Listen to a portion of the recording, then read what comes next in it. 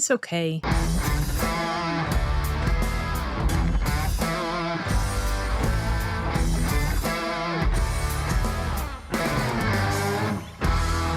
Unfortunately, that was the feeling I came away with after I saw this movie.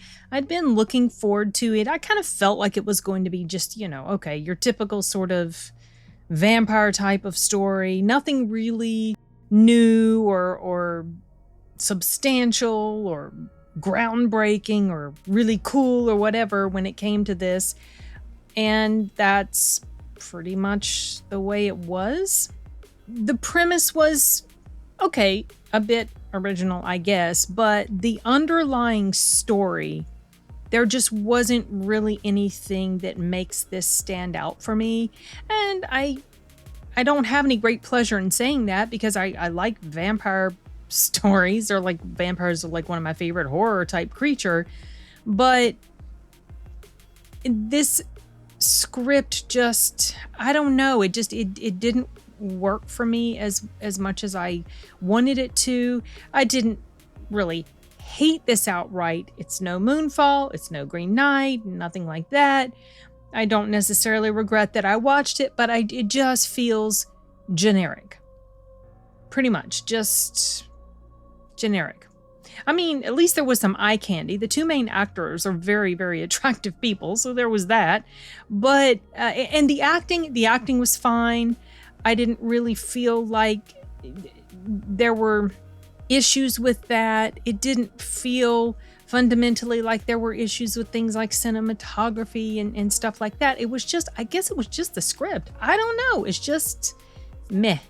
So basically the premise for this is the character Evie, she goes by Evie. Her name's Evelyn. She goes by Evie. She's lost both of her parents. She's lonely.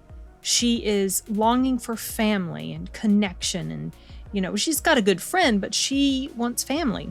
And so she does this DNA thing, and she finds out that she has like a cousin in England or something like that. This is all shown in the trailer, which, by the way, the trailer gives away way too much. I think the trailer should have made this as, what's the word I'm searching for? They should have made this as mysterious as possible. They shouldn't have shown that it's about vampires. They should have just given you the feeling that there's some sort of horror element at stake. Something is not quite right with these people. But I feel like it was a huge mistake for them to show that it's vampires and to show how she finds out about what's going on, to show some of the other scenes that they showed, like her basically becoming a vamp and fighting back and all that sort of stuff. I just think this probably would have worked better if they had minimized it down to something like a teaser. Okay, she finds out she's got a relative or she's got family in England, and she goes there and everybody's really nice, but yet things aren't exactly as they seem. That sort of thing. And just kind of leave you wondering, okay, what is going on? I feel like maybe if that had been the impression we were left with when I went into this, I would have liked it so much more than I did, just because, okay, I knew what it was and nothing really surprised me. I was just, so I feel like this was a big misstep on the part of the studio or whoever put the trailer out, whatever. Anyway, something I did like about it was the whole part of the DNA being a plot device to get things going, because I was recently listening to a series of books where it's actually only 2 books, and I believe it was just in the second book where this character, he puts in his DNA and the story proceeds from there when he finds out certain stuff about the people connected to him with their DNA and everything. And so I like that as a tool. I had no problems with that as the tool to get this moving. I found that was pretty interesting. And also I liked that she goes there. She's an American. She's very out of place. Okay, so she's black. Her family is white. You know, she finds out that way back a couple generations back, someone had a child out of wedlock, that sort of thing. So, you know, they got these little sort of, yeah, you know, very almost in your face type of racist messaging that goes on, you know, those sorts of boxes ticked and all that. And even though the family, they weren't really overtly racist at all, but when I say that, I'm referring to like things like her friends and her and the conversations they have with each other. There's a little bit of that, you know, that typical stuff that is put in films, divisive sorts of narratives that are put into films, but that really wasn't the bulk of it. And obviously, as the movie progresses, you find out it's nothing about that. They don't give a crap about stuff like that. It has nothing to do with that. They're vamps. They want to add her to the family. They want to bring her into the fold, you know, that sort of thing. But like I said, I did like that plot device used. I thought that was interesting and a decent premise, a decent setup. But other than that, it just felt very formulaic. Though there were, you know, things like I said, how she's coming to this place, she's out of place. I was started talking about this before I got sidetracked with some of the other stuff, but she's out of place. She's just barely scraping by in her life, and she comes into this family, and they are extremely wealthy, and the lord of the manor where she's staying, he's not related to her. I know they kind of make it look like in the trailer that she's marrying her cousin, or that it has something to do with a marriage to her cousin, but it's not that. That's someone that's not related to her at all. But she comes into this very rich family.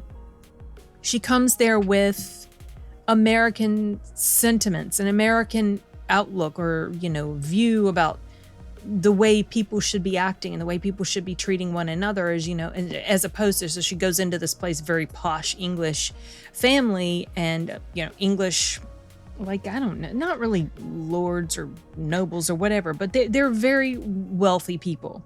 And so the way they live their life, the way they interact with people around them is very often quite different than just your typical Joe Blow living a regular life.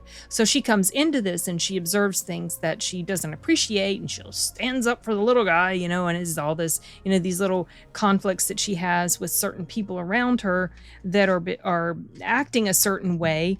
And, you know, so that was the way it was pulled off.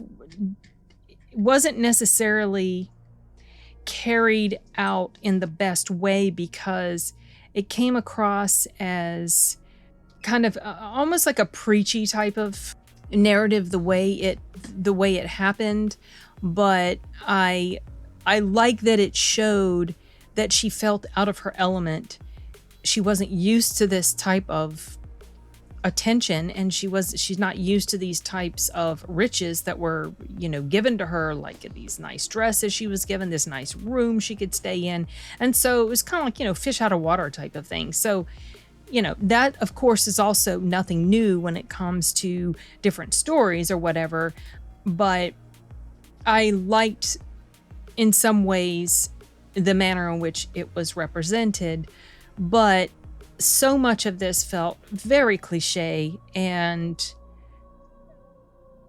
hardly worth commenting on, to be honest. I mean, I don't even know why I'm doing a review for I'm doing a review because I wanted to talk about it. But it really does feel like this is a movie, as much as I hate to say something like this, and I've said it before, but I really fundamentally enjoy the big screen experience so much. I generally recommend that if you can watch a movie, go see it on the big screen. There are certain movies that are much better on the big screen than on the small screen. This feels like something that would have probably been very decent as, let's say, a Netflix movie or something like that.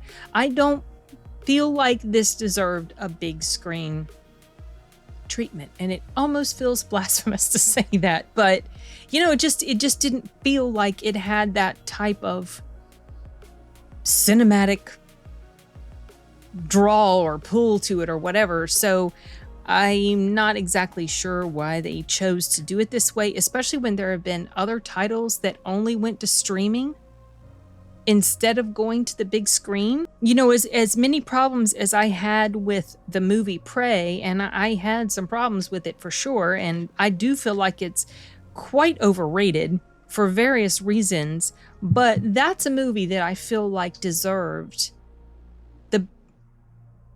I feel like it, sorry, I heard water running. Feel like it deserved the big screen experience, even though in some parts like CGI wasn't perfect or whatever, but it just was that type of movie. It felt like that's where you should see it, on the big screen. This one doesn't. So yeah, unfortunately, I'm kind of I've almost struck out as far as the 3 movies that I've seen in the span of a week. The only thing that saves this from being a strikeout was Beast. I saw Beast, then I saw 3,000 Years of Longing, then I saw this, all in the span of, let's say, a week and a day or whatever. Of those 3, Beast was my favorite, even though that was a pretty formulaic, very sort of standard type of creature horror sort of thing, but that one was, for me, much more enjoyable than these other 2, or than this one and 3,000 Years of Longing. But oh well, you know, you can't enjoy them all the way you want to, and I never would have known if I hadn't gone ahead and taken the time to check it out. I don't regret taking the time to check it out. I just feel like it could have been so much more. I don't feel like this actress, and I cannot remember her name, but Nathalie, she's got a different name, spelling to her first name, but I don't feel like she's the big box office draw. The guy who played this dude here that was beside her, he's very beautiful, but I don't feel like he's known well enough to be a huge box office draw either. The only person in here that I knew, from what I can tell, was Sean Pertwee. I know I'm saying his name wrong. Pertwee. I always want to say Pertwee, but that's not right. Pertwee, whatever. Sean, that dude from Dog Soldiers. You all know who he is. He was like one of the only other names I really recognize, and even he isn't like a big, huge box office type of draw. You know, so this just confuses me a bit as to why it was put on the big screen, but oh well. You know, it's not something I would mind rewatching. Like, let's say if it's on Horror Channel or whatever, I would play it again. I would, you know, have it playing in the background or whatever, but it's not something that I plan to add to my collection. So it doesn't to that level for me. But yeah, those are my thoughts on The Invitation, and can't think of anything else. I just took a few little notes. So those are my thoughts on The Invitation. Unfortunately, pretty lackluster to me, but there you have it. If you guys end up watching this, let me know what you think. If you love it, if you hate it, if you feel meh about it, kind of like I do, let me know.